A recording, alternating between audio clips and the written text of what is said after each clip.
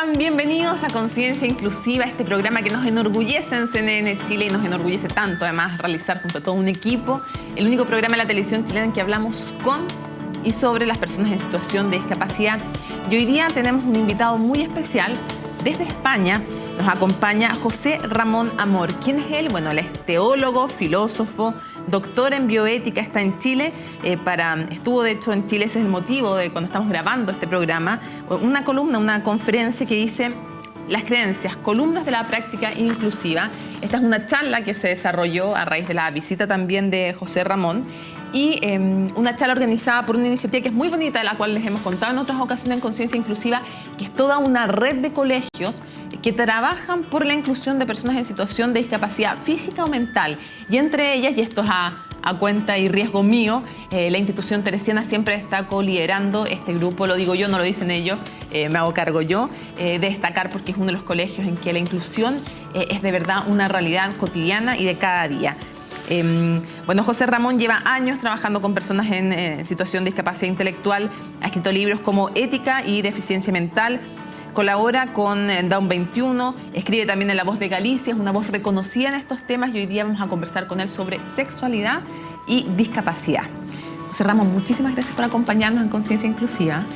Gracias a ti y felicitarte por un programa de estas características que no es habitual en las televisiones no solamente de otros países latinoamericanos en los que yo he estado, sino tampoco en España. Nos enorgullece muchísimo, sentimos que es un privilegio hacer este programa y quiero comenzar preguntándote algo súper general respecto a la sexualidad y la discapacidad. En general, ¿cómo podemos explicarle a la gente que no necesariamente ha tenido contacto con personas en situación de discapacidad, sobre todo mental, cómo es, a grandes rasgos, la sexualidad de las personas con discapacidad mental? ¿Es tan distinta? De ninguna manera. Es decir, la sexualidad de las personas con una discapacidad intelectual es básicamente igual que el de la población general. Lo que sucede es que necesitan una educación sexual, afectivo-sexual, formal. Tú y yo pues hemos tenido o no hemos tenido una instrucción en este ámbito, pero hemos ido aprendiendo con nuestras experiencias, con nuestros encuentros, con nuestras lecturas. Evidentemente la vida de las personas con una discapacidad intelectual hace que esos mecanismos de formación les estén más ajenos. Entonces necesitan que desde los centros educativos y desde las propias familias les vayan educando en esta dimensión constitutiva de la esencia humana, ¿no? De la personalidad, de la naturaleza humana. Entonces, como la sexualidad sigue siendo un tabú dentro de este colectivo, no les ofrecemos esa educación que necesitan, lo mismo que la necesitan en otras áreas de su vida, y entonces pueden aparecer conductas inadecuadas que la población a veces achaca a su discapacidad intelectual. Y yo en esto quiero ser muy rotundo, muy tajante. No se deben a su discapacidad intelectual. Se debe a que no les hemos dado los apoyos y la formación necesaria para que ellos puedan ir asumiendo responsable y saludablemente la vivencia de su propia dimensión afectivo-sexual, que la tienen, todos somos hombres o somos mujeres. No son angelitos, porque también en el caso de las personas en situación de discapacidad física o mental, se tiende a pensar, se las tiende a infantilizar un poco y a decir que son o angelitos o superhéroes, y son personas. Ni son angelitos, ni son eternos niños, ni por el extremo contrario que otros piensan que tienen una hipersexualidad, porque le dan un contenido erotizante a manifestaciones que son únicamente de afecto, ¿no? Piensa que buena parte de las personas con discapacidad intelectual tienen una comunicación verbal dificultada, ¿no? Por su propio déficit cognitivo. Entonces, ¿qué le queda abierto? Bueno, la comunicación humana primaria, que es la gestual, el abrazo, la caricia, que no tiene un contenido sexual, que no tiene un contenido erótico, sino que es una manera de expresar afecto, Lo que pasa es que la otra persona muchas veces rellena esa expresión con una carga erótica que no necesariamente porque puede tenerla, no necesariamente la persona con discapacidad intelectual está dotando de esa carga erótica ese gesto.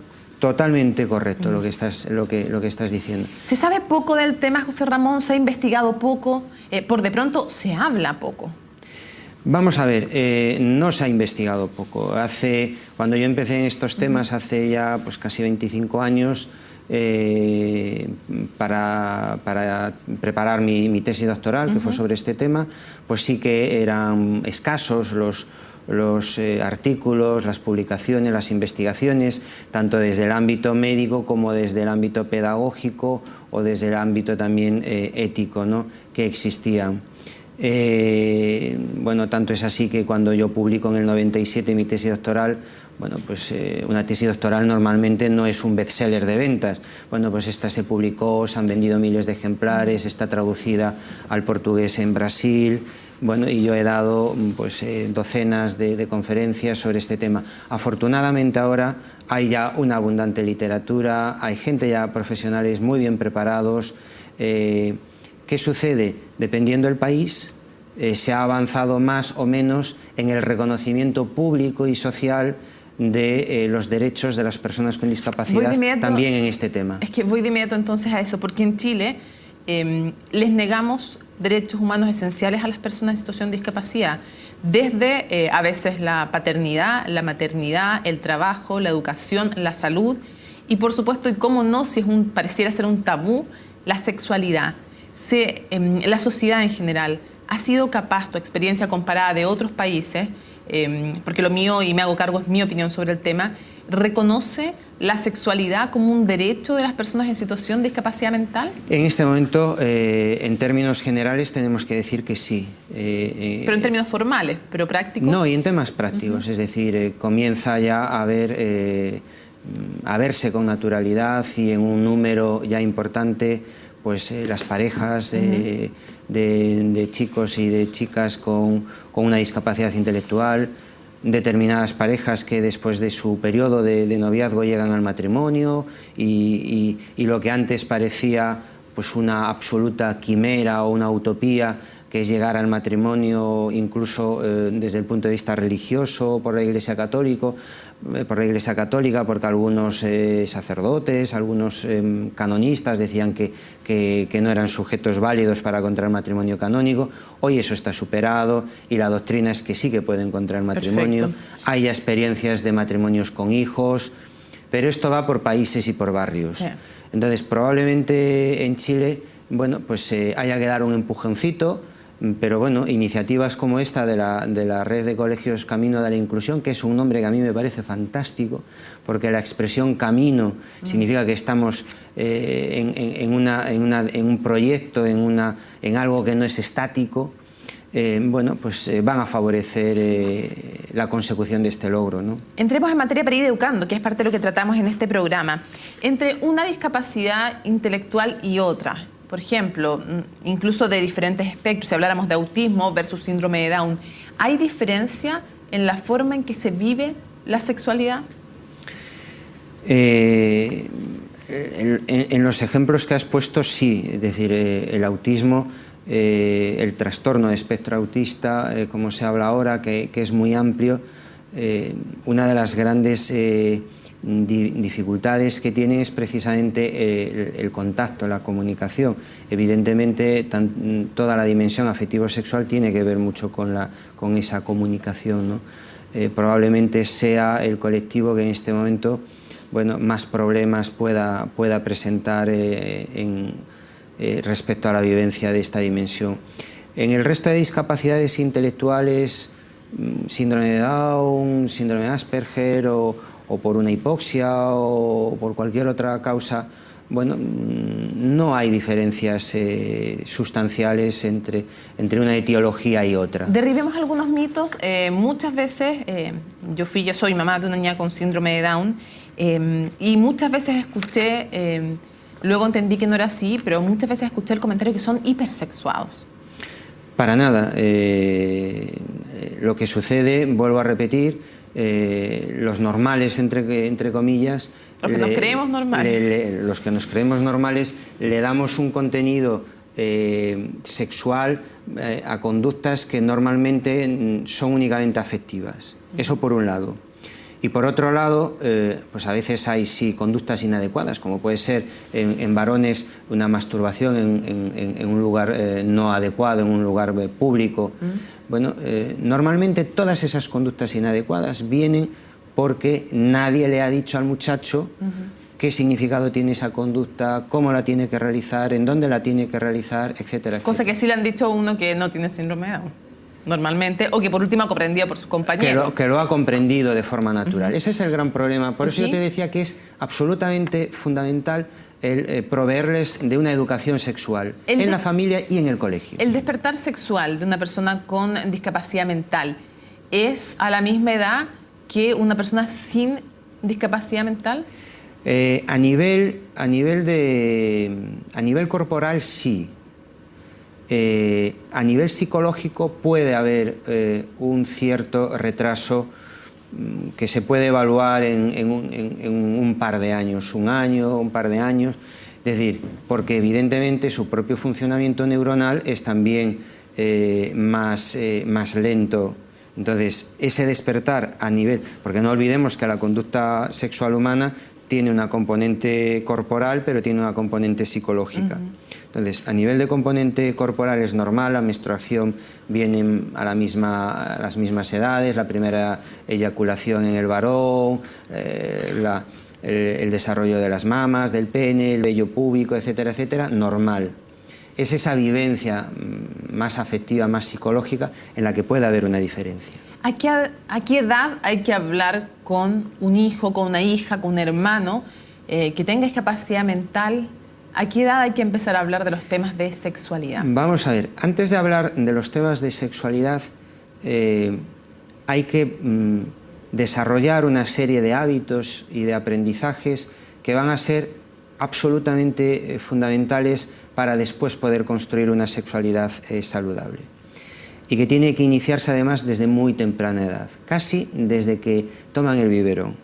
Me refiero a construir la idea de límite, es decir, que en la vida existe el límite, la idea de que uno tiene que controlar sus propios impulsos, que puede tener ganas de romper y de tirar estos vasos y esta mesa, pero que eso no es correcto, y eso se va enseñando poco a poco. Porque una de las cosas que pasa con las mamás y con los papás es que pobrecitos estos niños, no sé qué, y son muy permisivos en todas estas cosas. No, esos son aprendizajes fundamentales para que después le podamos empezar a hablar de cuestiones, pues eso, de dónde se tienen que realizar determinadas conductas y en dónde no está bien visto desarrollarlas. Me imagino también que estas conversaciones que se van dando y estas posturas desde límites hasta enseñarles lo que es la afectividad, lo que es el cuerpo, que son tan importantes, también lo son no solo para que después tenga una sexualidad plena la persona que tenga discapacidad mental, sino también para prevenir abuso. Efectivamente, la mejor estrategia para prevenir un abuso sexual es en la educación.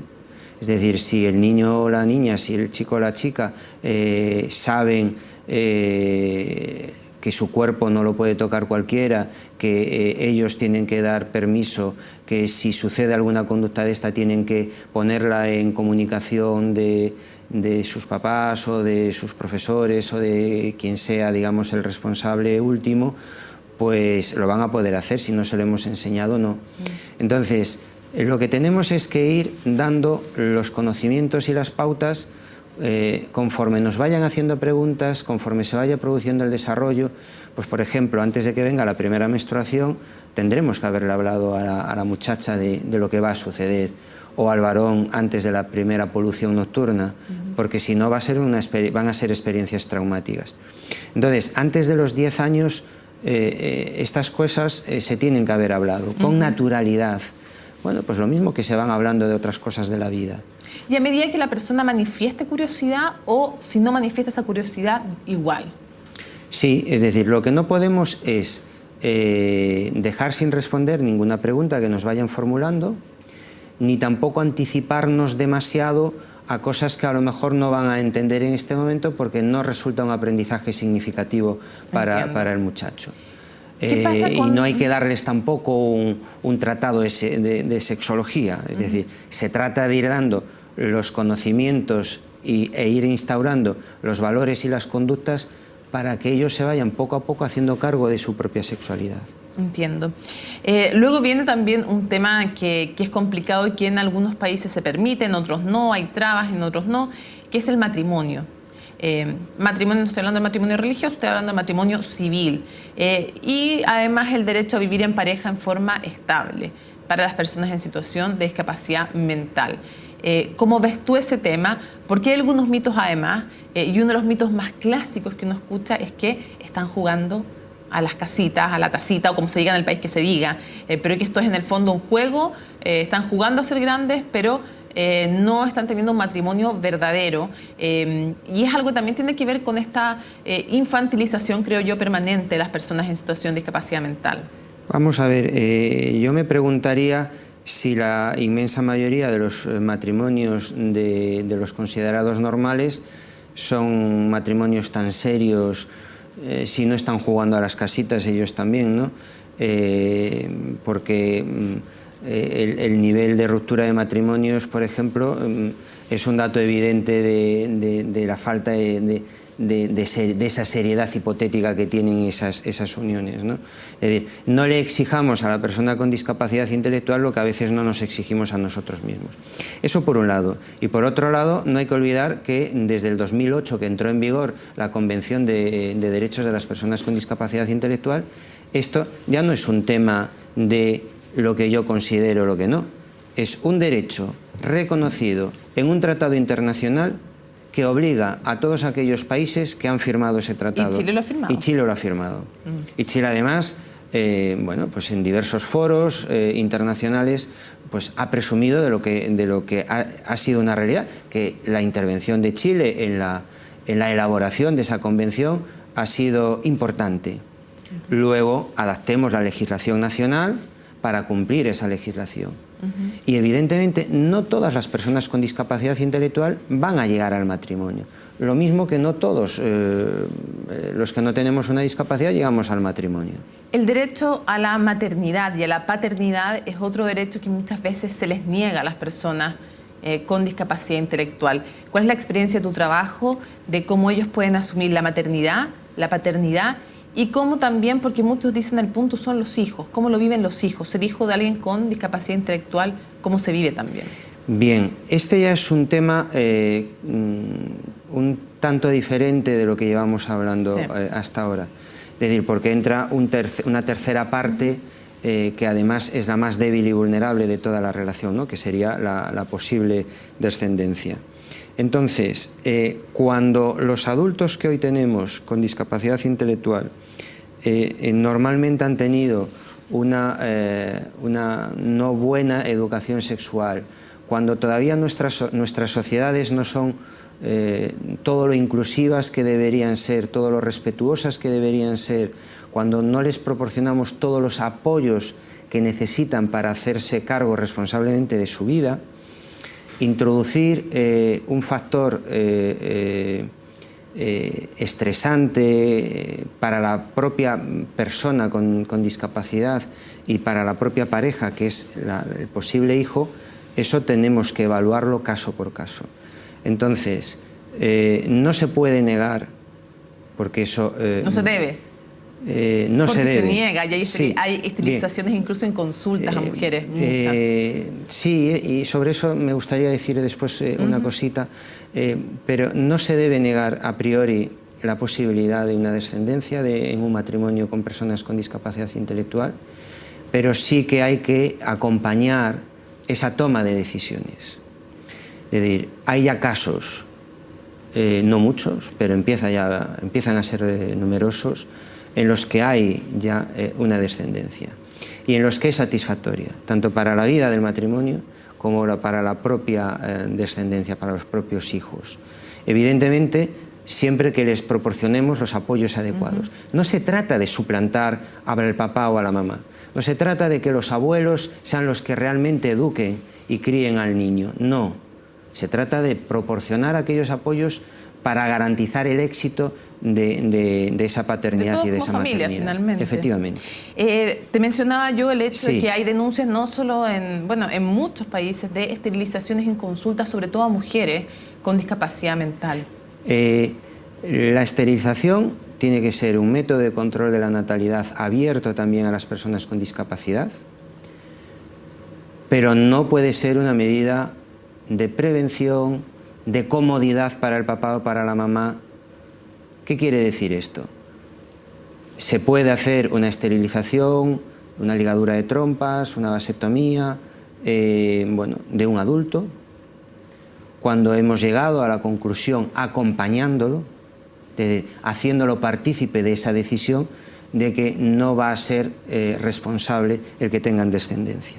Pero será el final de un proceso de acompañamiento conjunto, ¿no? De toma de informado, decisión, además. Informado. No en consulta. Lo que es gravísimo y viola no solamente la Convención de Derechos de las Personas con Discapacidad, sino el Código de Deontología Médica, los principios básicos de la bioética, la esterilización de adolescentes, sin contar con su consentimiento.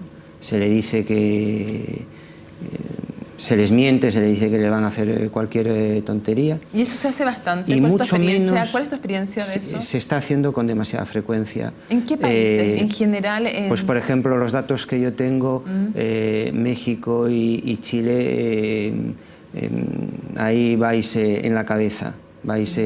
Ganáis el campeonato. Y se está produciendo también algo que me parece todavía mucho más pernicioso, que es la propia inhibición ya de la menstruación de la muchacha. Es decir, antes de que la muchacha sea fecunda, antes de que tenga su primera menstruación, ya se la inhibimos con hormonas. Eso es gravísimo, no solamente porque viola la dignidad de la persona, sino porque además estamos actuando con una bomba hormonal, y lo subrayo, con una bomba hormonal en un cuerpo que está todavía en una fase de crecimiento, de maduración.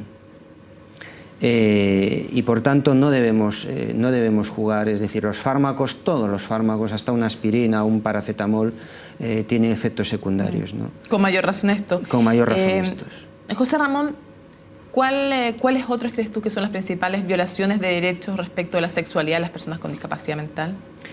La falta de oportunidades. Es decir, la falta de oportunidades para ir creciendo poco a poco, para ir madurando, para ir viviéndose como hombre o como mujer. El que puedan elegir su propia ropa, el que puedan elegir su propio perfume, que son todas señales de nuestra identidad personal. Oportunidades para ir al cine, para tomarse una hamburguesa, para tener amigos y amigas, para poder conocerse y en último término también espacios de privacidad, ¿no? Para tener sexo también, porque hay muchas familias que eso de verdad que les espanta y se los coarta, todos los espacios de privacidad. La genitalidad, el coito no tiene que ser el punto de inicio, pero sí tiene que ser el punto de llegada de una relación sana, y tenemos que irlos preparando también y dándoles esas oportunidades y esos ámbitos de privacidad. Y preparándose también, yo creo, de repente el entorno familiar, que a veces es el menos preparado. Sí, a mí me preocupa mucho un par de cosas que me han ido contando estos días de la realidad de vuestro país. Una de ellas se da en otros contextos también, que es el que al niño o a la niña, bueno, pues a la hora de hacer el baño, pues el primero que está en la casa pues es el que la ayuda, ¿no? Y entonces, bueno, eso genera en el niño que está madurando la idea de que su cuerpo lo puede ver y lo puede tocar cualquier persona. Hoy es el abuelo, mañana la abuela, el tío, la nana, en fin.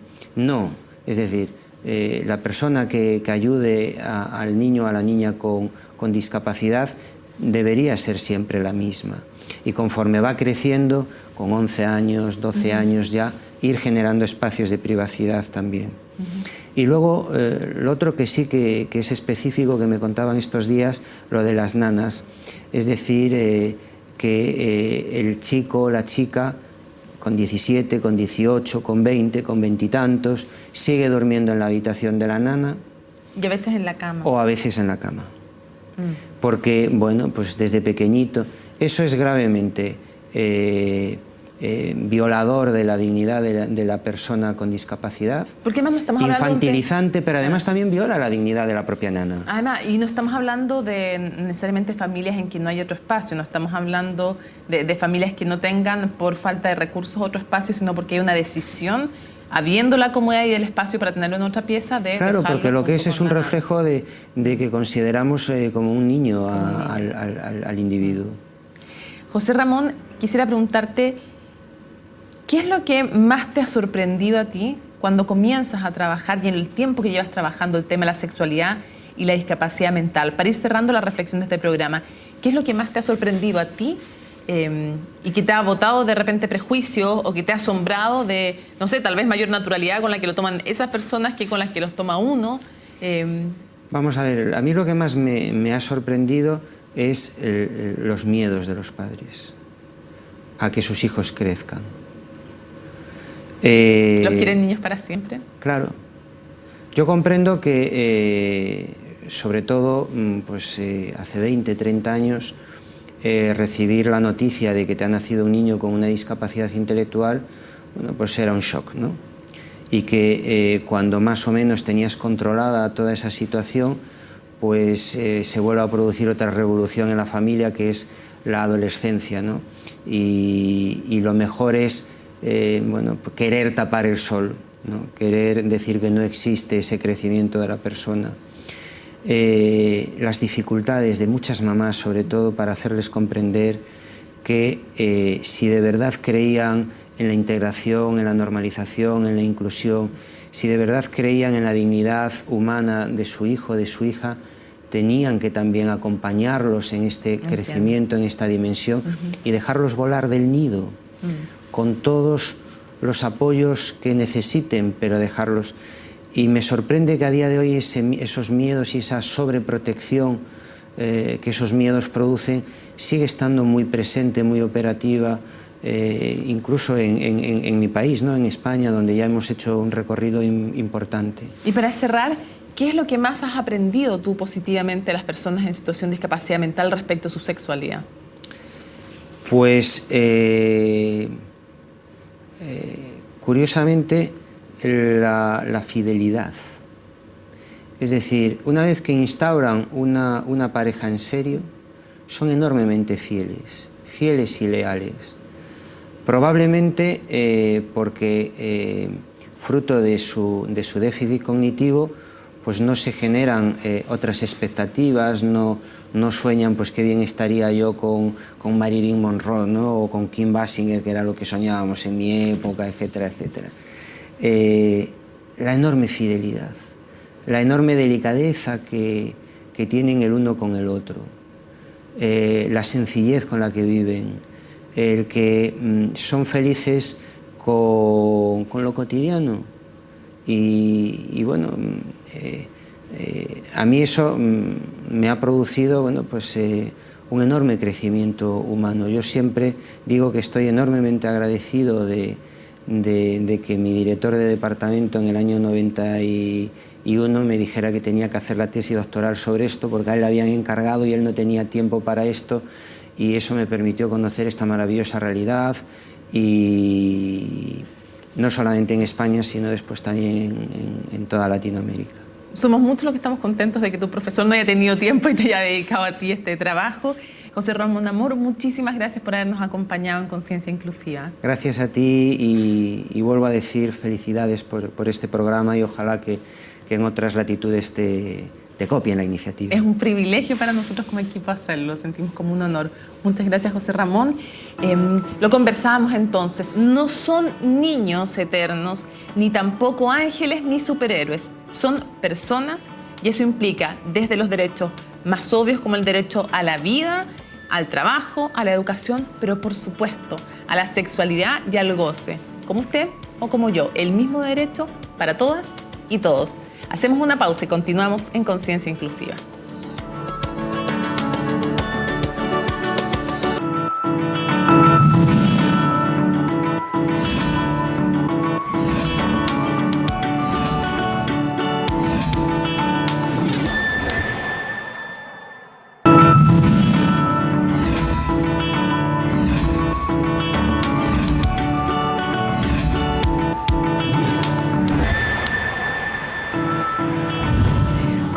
con la segunda parte de este especial de Conciencia Inclusiva, 2 testimonios importantes, 2 testimonios relevantes. Ya hablamos sobre sexualidad y discapacidad. Bueno, ahora vamos a hablar sobre discapacidad o situación de discapacidad y la inclusión laboral y cómo transformar también cada uno de nosotros su entorno. Para eso hoy día nos acompaña Howie Brown. Él es gerente general de Sheraton Santiago Hotel and Convention Center. Y vamos a conversar directo con Howie para que nos cuente su historia, porque es una historia de vida que nos enseña muchísimo. Muchísimas gracias por estar con nosotros. No, gracias por invitarme. A ver, lo primero es que quiero explicarle, bueno, usted es argentino. Antes de que me cuente el momento del accidente, quiero que si es posible, que me pintes un panorama de en qué estabas en 1999, antes de que ocurra el accidente. Estaba en tu vida. Ya en Chile, ocupando la posición de subgerente ejecutivo. Me ofrecieron ir a Montevideo para hacer la apertura del Sheraton Montevideo y ocupar mi primera posición de gerencia general. Entonces, antes de eso, le dije a mi mujer, ¿por qué no nos vamos a Brasil de vacaciones? ¿Qué edad disfrutamos? 36. 36 años. ¿Hijos? 2. 2. ¿En ese entonces de qué edad? Victoria tenía casi 6 y Christopher año y medio. Perfecto. Y como había vivido en Brasil y nunca le pude disfrutar, dije, bueno, vayamos a Río, disfrutemos unas lindas vacaciones.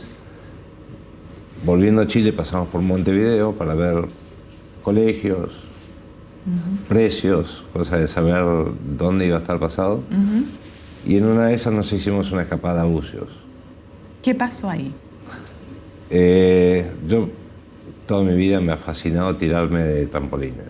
Trampolines, no al estilo Charly García, pero me he tirado de balcones a piscina, he hecho locuras importantes. Y había un trampolín cementado en las rocas. Entonces me trepé, hice una mortal para atrás para ver la profundidad del mar. Íbamos a almorzar y dije, no, vamos a tirarnos una vez más. Pero esta vez decidí hacer una mortal y media para adelante. Y en el momento que toqué el agua, porque no fue ni contra una roca ni contra el fondo, toqué el agua, creo que me debo de haber olvidado de poner los brazos y instantáneamente quedé tetrapléjico.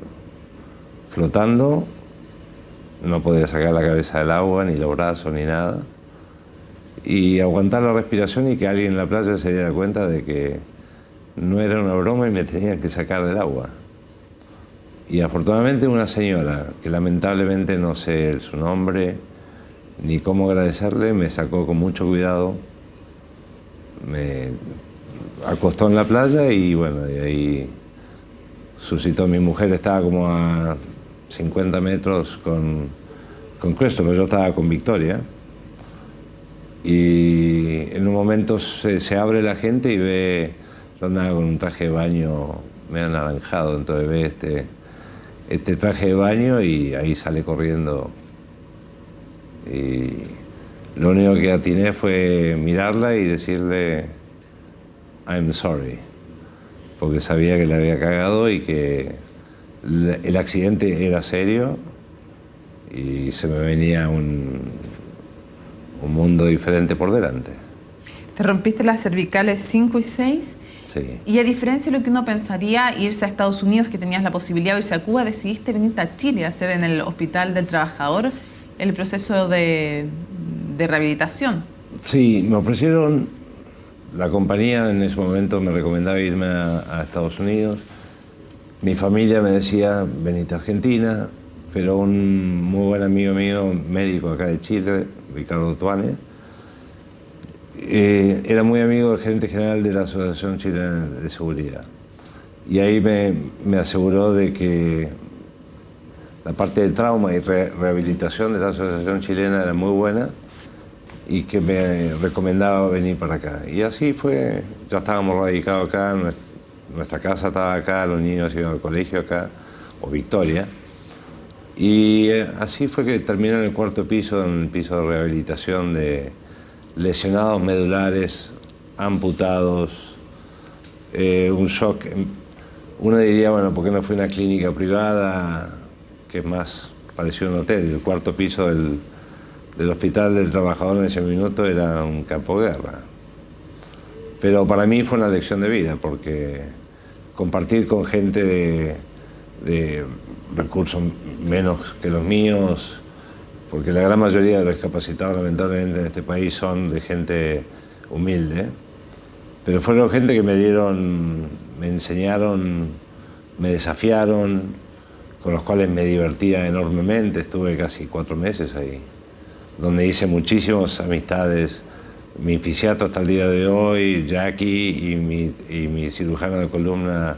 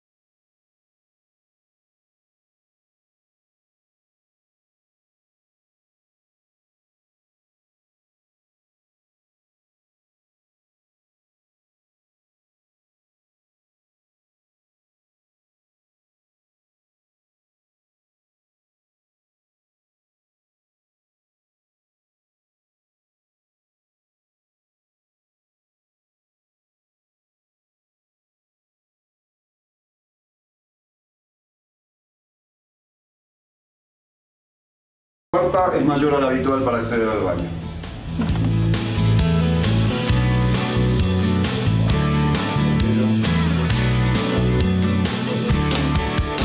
Nosotros tenemos interconectados los diferentes niveles a través de rampas. Donde hay una escalera, al lado tiene que haber una rampa para poder llegar al mismo lugar. Después tenemos elevadores en el lobby del San Cristóbal, donde hay una diferencia de nivel para llegar a unos baños y a una parte de servicio. Que no se pudo hacer una rampa, se colocó un elevador para una silla de ruedas donde se puede subir y vencer ese desnivel. En la piscina tenemos una silla que desciende dentro de la piscina, es una silla hidráulica, tanto la piscina temperada como en la exterior, que desciende y deja a la persona dentro del agua, y lo mismo para salir. Y lo último, las botoneras braille en los ascensores para que las personas puedan saber a qué piso van tocando, digamos, el botón braille en el ascensor. Queremos que sea un huésped igual a todos y de hecho queremos que vuelva. Tenemos huéspedes habituales que eligen la habitación diseñada de este modelo porque se sienten cómodos más en este hotel que en otros hoteles. Es para nosotros brindarle esa posibilidad y que no haya diferencias con otro huésped, además de que hacemos sentir bien a ese huésped, también hace que nos elijan más.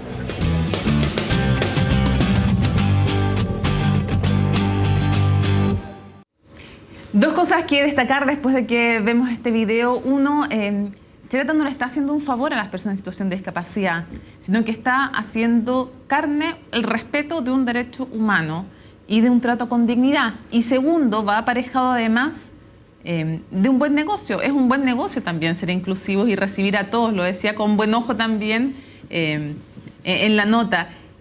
¿Qué mejor, digo yo, inspector ahora o revisor de que el hotel sea un lugar accesible para todos que usted, que tú? Le he pasado entre el tú y el usted todo. Nada, quiero aclarar, no el 100% de los lugares es accesible. Obviamente. Pero con buena onda, y creo que el personal del hotel da el ejemplo en eso. Te levantamos con la silla o te ayudamos. Hay un tema de voluntad también. Definitivamente. Que creo que es lo que más escasa en muchos lugares. A tu juicio, ¿cuál es la principal discriminación que hoy día sufren en Chile las personas en situación de discapacidad? Y te lo pregunto porque también el tema de tener un empleado en situación de discapacidad es un tremendo tema, porque en general el mercado del trabajo, la salud, la educación son espacios cerrados o con muy poca apertura para las personas en situación de discapacidad. A su juicio, ¿cuál es, crees tú, la principal discriminación hoy día en Chile?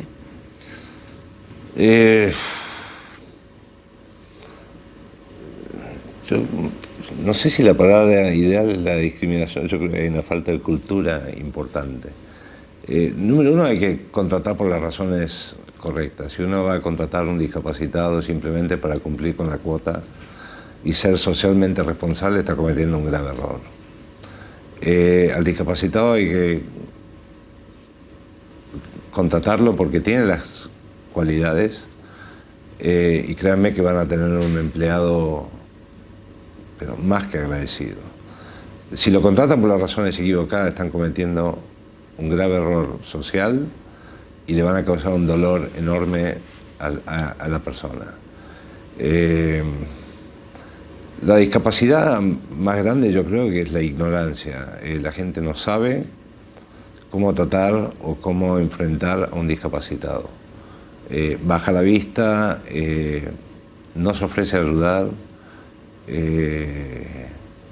Son cosas muy básicas que nacen de cuna, y yo creo que es lo que hace la diferencia de que una persona se sienta cómoda. Yo particularmente nunca me he sentido discriminado, pero sí me he sentido ignorado o que no te pescan. Se te abre un ascensor en un mall y la gente te mira y ninguno haga ni el intento de bajar el ascensor como para que te subas tú. Y yo mirarlos, sonreírles y decirles que tengan un lindo día.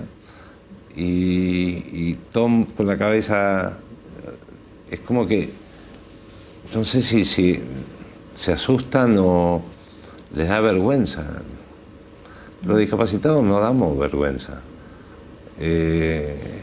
Somos personas que lo más probable es más sanas y más felices que de repente que lo que está enfrente nuestro. Hoy día, bueno, tú tuviste la fortuna, que no es la de todos, de tener acceso a súper buenas terapias de rehabilitación, operación, a que conserven tu trabajo, tener una empresa que te valora por tus cualidades profesionales y que te ve a ti como persona antes que a la silla de ruedas. Pero hoy día vemos a niños, más aún cuando es discapacidad mental en nuestro país. Vemos a niños sin colegio, vemos a niños sin fonoaudiólogos, sin terapia. ¿Cómo ves tú también, cuando tú ya tienes la experiencia de vivir la discapacidad, cuando ves esos niños, qué te pasa? ¿Qué le dirías a las autoridades también en Chile? Partamos de la base, la rehabilitación mía, si yo no hubiese tenido el apoyo de la compañía, de todos mis ex compañeros de Sheraton, que hoy día están desparramados por distintos Sheraton, no hubiese tenido acceso a ella. Entonces, el apoyo de la compañía Sheraton en su momento para mí fue Clave, obvio. clave, porque los 4 meses que estuve en Miami no fueron baratos y yo no puse un peso porque la compañía y mis compañeros asociados de acá de Santiago, todos colaboraron a que yo pudiese tener acceso a esa rehabilitación. ¿Qué tenés a ti decir las autoridades cuando ves y cuando piensas en que hay niños, miles en Chile, que no tienen colegio, que no tienen rehabilitación, que no tienen fonoaudióloga? Eso es incomprensible. Yo creo que tiene que dar el ejemplo. Uno ve las noticias y ve todas las modificaciones que están haciendo. Creo que hay modificaciones más básicas que de repente deberían ser prioridad número 1 para este gobierno o cualquier otro que venga. Los colegios tienen que ser inclusivos de todo tipo de discapacidad. Yo afortunadamente tengo mis hijos en un colegio que permite la inclusividad a personas con discapacidad o con diferentes tipos de síndrome de Down o en silla de ruedas, pero yo no entiendo cómo de repente hay niños con problemas y que están recluidos en su familia porque simplemente no los pescan. Eso es... Chile hoy día tiene una posición de privilegio en América Latina y se está farreando una oportunidad de ser líder en esa área de simplemente ser humanos, de preocuparse por los que menos tienen y hacerlos sentir como personas absolutamente normales. Y los hacemos quedarse en la casa.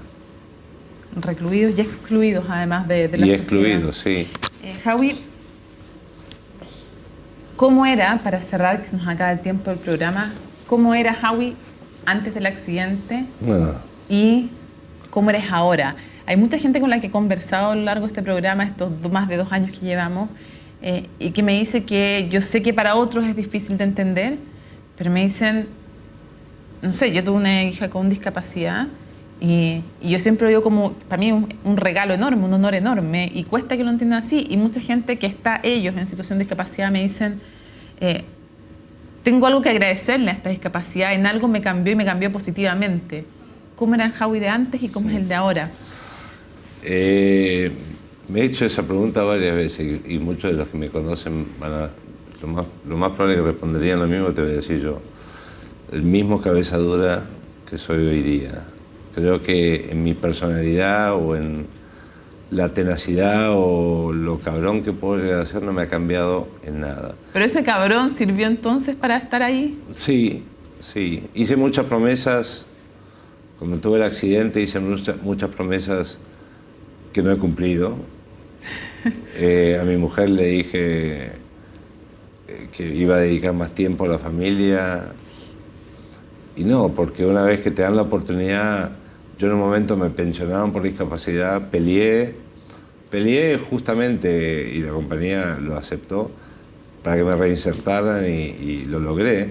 Pero una vez que estoy trabajando de vuelta no me puedo dar el lujo de dar menos que mis pares porque tengo que dar el ejemplo. Entonces, ese tipo de promesas no he logrado cumplirlas y sigo siendo el mismo cabrón que antes. Me encantaría volver a caminar, todavía mantengo el optimismo, pero la vida hay que disfrutarla. Y lo que más escasea es tiempo. Pero nada. Eso es lo más valioso. Sí. Howie, muchísimas gracias justamente por eso, por este tiempo con nosotros y con quienes nos están viendo a través de CNN Chile en Conciencia Inclusiva. Muchas gracias por habernos acompañado. Gracias a ti. La verdad que no sabía que iba a salir de esto, pero me alegra haber aportado con algo de la experiencia que tengo. Sí, pues. Muchas gracias por haber estado con nosotros. Gracias a ti. La invitación es esa. En este caso de Howie, a ver primero a la persona antes que la silla de rueda. En el caso de alguien con síndrome de Down, a ver primero a la persona antes que a los ojos rasgados. Y tantos ejemplos que podríamos dar así. Al final, en distintas situaciones y de alguna u otra manera, somos todos igual de discapacitados, solo que nuestras propias sillas de rueda, nuestros propios ojos rasgados no se ven. Muchas gracias por habernos acompañado en un nuevo capítulo de Conciencia Inclusiva y nos vemos la próxima semana. Chao.